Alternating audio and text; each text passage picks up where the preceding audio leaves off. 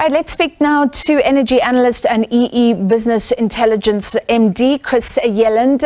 Chris, thanks for joining us, as always. You always follow these briefings.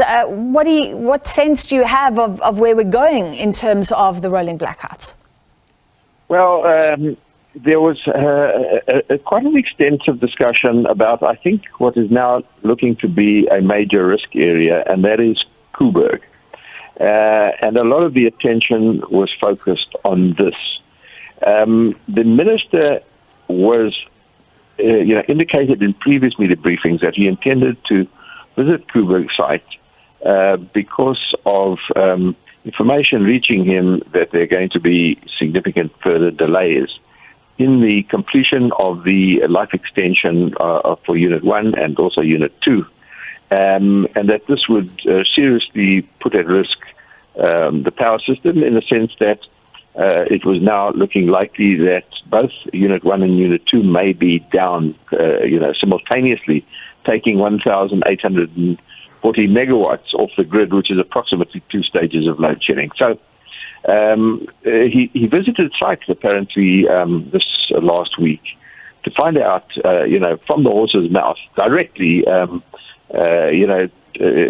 without intermediaries or third parties or reports or anything, as to what exactly the status was and what was going on at Koeberg.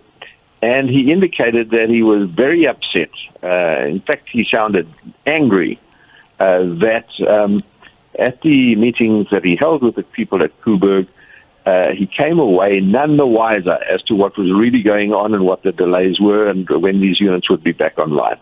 So, a lot of his words were very strong words, and he concluded by saying that, he was now referring this matter to the ESCOM board, who he indicated would be doing some kind of investigation, and I presume report back to him as to exactly what was going on, because he wasn't getting the answers from the people at Koeberg itself. And if he isn't getting answers, I mean, how can the South African public be wiser about what is going on? Does it sound like the intervention is the correct intervention to try and move things along, or at least get the answers? Yeah, I think he is absolutely determined to get the answers, because ultimately he is accountable. The Minister of Electricity is accountable to the President.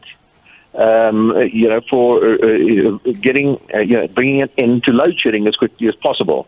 And so when you start hearing about 2 further stages of load shedding, or 2 stages of load shedding as a result of Koeberg delays, it's obviously of great concern to him, and it should be of great concern to the public, and it is of great concern.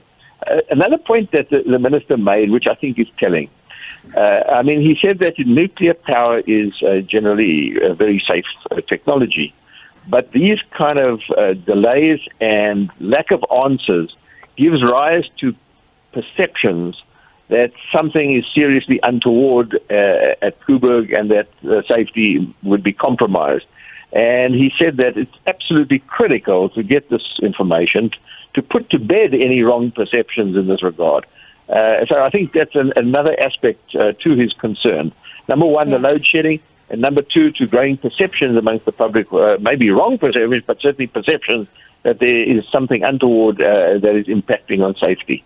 Yeah, especially if we're going to embrace nuclear power in the future, more nuclear power. One of the things he also addressed was the fire at Grootvlei power station. Yeah. How important is that power station, and what's the situation sounding like there? Well, look, the size of the units at Grootvlei are significantly smaller than Koeberg. I mean, we're talking here about a generating unit number 2, I think it is at Grootvlei, that is now down. That's 190 megawatts. That's about 1/10 of the size of Koeberg. So whilst he said that every megawatt, of course, counts, in the scale of things, it is relatively smaller scale compared to the problems at Koeberg. So he did indicate, of course, that he was concerned, that every megawatt is of concern.